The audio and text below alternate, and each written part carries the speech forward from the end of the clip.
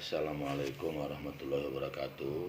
Anak-anak Bapak khususnya kelas 11, yang mana kita sekarang masuk pembelajaran PKN tentang judul pelajaran kita di bab 2, Sistem dan Dinamika Demokrasi Pancasila. Bagi anak-anak Bapak yang punya buku bisa dilihat di buku paket ya. Yang pertama kita bahas yaitu hakikat demokrasi.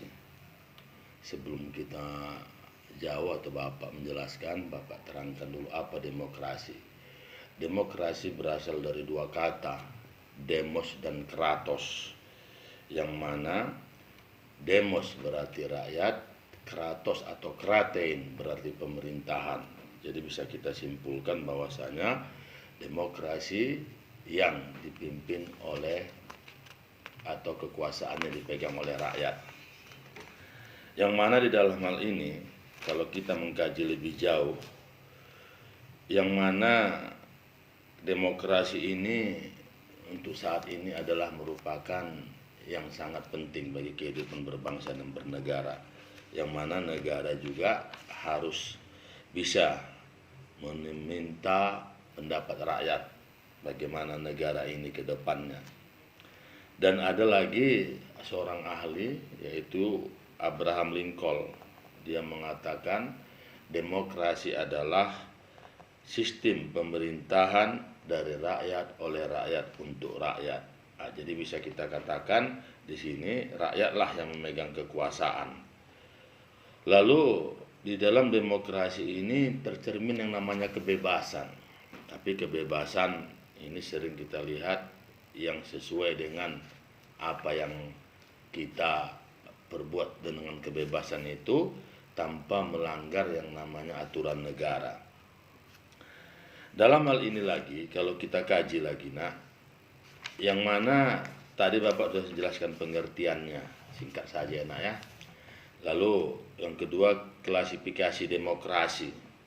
Berdasarkan titik berat perhatiannya, demokrasi dapat dibedakan menjadi tiga.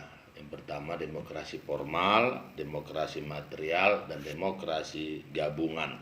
Ya, nanti di buku anak Bapak lihat penjelasannya di halaman 42. Lalu yang B berdasarkan ideologi yang menjadi landasannya.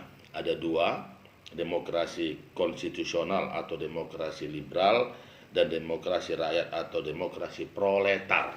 Ya. Yang bagian C-nya menurut cara penyaluran kehendak rakyat. Ini dibedakan juga menjadi dua, yaitu demokrasi langsung, yang kedua demokrasi tidak langsung. Kita lihat. Lalu ada prinsip-prinsip demokrasi, ya, yang mana menurut Henry B. Mayo dikutip oleh Meriam Budiarjo dalam bukunya yang menjadi dasar-dasar ilmu politik, mengungkapkan adapun prinsip-prinsip di dalam demokrasi itu ada 6. Ya, ada 6. Pertama, menyelesaikan perselisihan dengan damai dan secara melembaga, menjamin terselenggaranya perubahan secara damai dalam suatu masyarakat yang sedang berubah, menyelenggarakan pergantian pemimpin secara teratur, membatasi pemakaian kekerasan sampai minimum, mengakui setiap serta menganggap wajar adanya keanekaragaman, menjadi tegaknya keadilan. Nah, inilah dulu yang Bapak sampaikan pembahasan tentang demokrasi. Dan untuk selanjutnya seperti saya katakan tadi, anak Bapak bisa melihat buku, yang punya buku enak ya. Saya kira jadi demikian. Wabillahi taufiq hidayah. Assalamualaikum warahmatullahi wabarakatuh.